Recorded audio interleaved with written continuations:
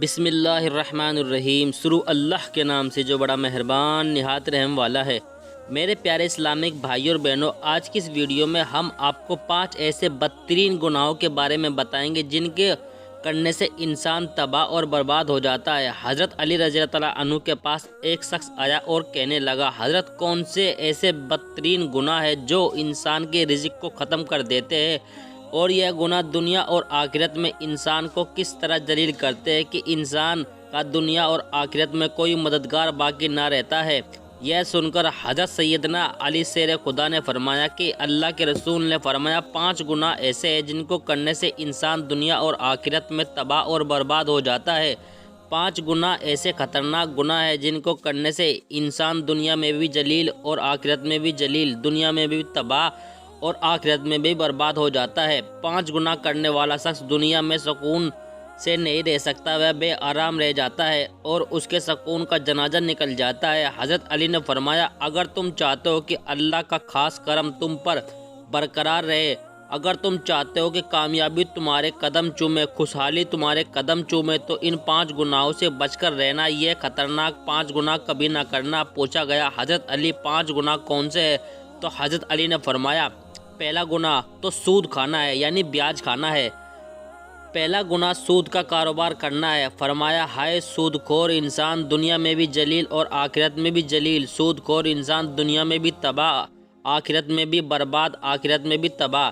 سود خور انسان کو کبھی عزت نہیں ملتی، کبھی سکون نہیں ملتا، کبھی نیند نہیں آتی۔ کبھی سود خور انسان دوسروں کو ٹینشن میں مبتلا رکھتا ہے اور خود بھی ہر وقت، ہر گھڑی، ہر لمحہ ٹینشن میں مبتلا رہتا ہے۔ طرح طرح کی پریشانیاں اسے گھیر لیتی ہے، ہر طرح کی مصیبت اسے گھیر لیتی ہے۔ فرمایا کہ سود خور انسان ایسے اٹھے گا کہ اس کے چہرہ کالا سیاہ کر دیا جائے گا۔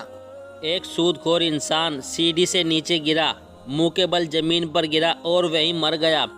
بیٹا کئی روز تک باپ کا غم مناتا رہا۔ ایک رات بیٹے نے باپ کو خواب میں دیکھا، دیکھ کر پوچھا، ابا تیرے ساتھ کیا معاملہ ہوا؟ سود خور ابا نے کہا، نہ پوچھے بیٹے، سیڑھی سے نیچے گرا تھا، بجائے زمین پر آنے کے سیدھا جہنم میں چلا گیا۔ ایک شیخ سعدی رحمۃ اللہ علیہ نے فرمایا، میں ایک نیا مکان خرید رہا تھا، مکان کی تلاش میں تھا، اتنے میں ایک سود خور میرے پاس آیا، مجھ سے کہنے لگا، یہ مکان خرید لو، عمدہ مکان ہے، اس میں کوئی عیب نہیں ہے، اچھا مکان ہے، میں آپ کا ہمسایہ ہوں۔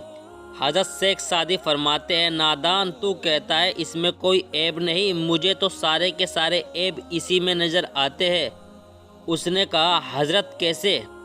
تو آپ نے فرمایا کہ اس میں سب سے بڑا عیب کیا ہوگا کہ تو میرا پڑوسی ہوگا، اس سے بڑا اور کیا ہوگا کہ ایک سود خور میرا پڑوسی ہوگا، اور جہاں تو جیسے پڑوسی ہو وہ مکان تو مفت میں بھی ملے، پھر بھی وہ مکان مہنگا ہے۔ میرے پیارے عزیز دوستو، اگر آپ کو یہ ویڈیو پسند آ رہی ہے تو ایک پیارا سا لائک ضرور دیں۔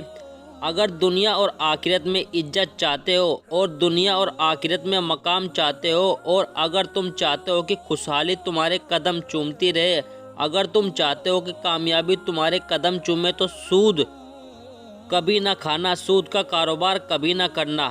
اب بات کرتے ہیں نمبر 2، دوسرا گناہ، کسی نیک عورت پر تہمت لگانا۔ یعنی کوئی نیک عورت ہے، اس پر اگر کوئی تہمت لگاتا ہے، کسی نیک عورت پر تہمت نہ لگایا کرو، کسی کی بیٹی پر تہمت نہ لگایا کرو، اس سے پہلے کہ تیری بیٹی کے اوپر تہمت لگا دی جائے۔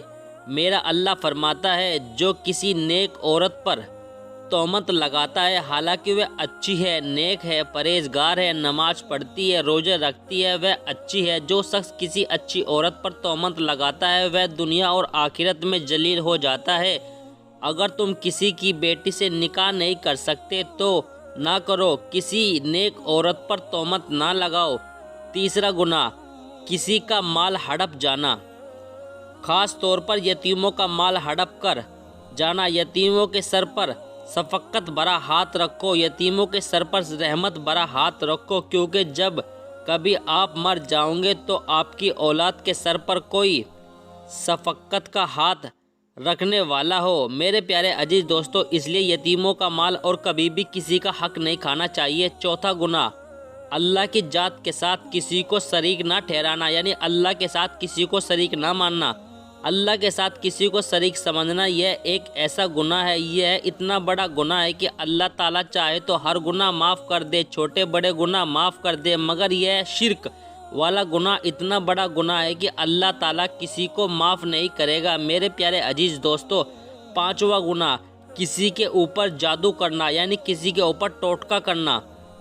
جادوگر شخص کے گھر کا کھانا حرام، اس کے گھر کا پانی حرام، اس کے گھر کا دودھ حرام، اس کے گھر کا نمک حرام، اس کے گھر کی ہر چیز حرام ہے۔ جو شخص کسی کے اوپر جادو کرتا ہے، یعنی جادو ٹوٹکے کا کام کرتا ہے، تو اس کی ہر گھر کی چیز حرام کر دی گئی ہے۔